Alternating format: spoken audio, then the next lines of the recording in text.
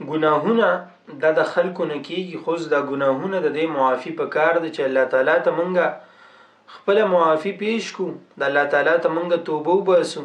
الله غفور رحیم دی، زمونږه توبه به قبول کړي. اوس یو آسان عمل چې هغې دپاره نه د اودس ضرورت شته، د هغې دپاره نه د ناستې ضرورت شته، ته یې په ملا استه هم کولی شي، ته یې په روانه کې هم کولی شي. هغه څه دی؟ استغفار ویل.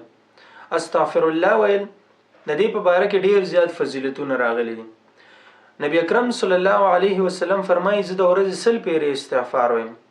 حالانکه نبی علیه السلام ته خو د استغفار ضرورت نو، ځکه هغه خو معصوم و، هغه نه خو چېرته ګناه نه وه شوې، خو د دې دپاره یې کوله. یو خو دا ده چې د نبی علیه السلام درجات په دې سره اوچتېدل. دویمه دا ده چې امت ته تعلیم ورکو چې زه استغفار 100 پیرې ویم، نو تاسو له خو پکار دي چې تاسو 1000 پیرې وایې، تاسو 2000 پیرې وایې. تاسو له د دې اهتمام ډیر کول پکار دي. دویمه دا ده چې نبی علیه السلام په یو بل ځای کې حدیث مبارک ته نبی علیه السلام فرمایي، ابن ماجه نقل کړی دی، چې خوشحالي دی لپاره د هغې کس چې د هغه په نامه اعمال کې استغفار په کثرت سره موجود وي، په کثرت سره د هغه د نامه اعمال نه استغفار هغه بیا موږ مونږ د دغه انسان لپاره خوشحالي ده، ځکه چې دی بخنه د الله نه غواړي او الله غفور رحیم دی، نو هغه به خامخا په د باندې رحمت کوي. نو نبی علیه السلام وایي د ده دپاره خوشحالي ده. دارنګې په بل روایت کې د هغه انسان دپاره خوشحالي ذکر کړی ده کوم انسان چې ډېر استغفار وایي.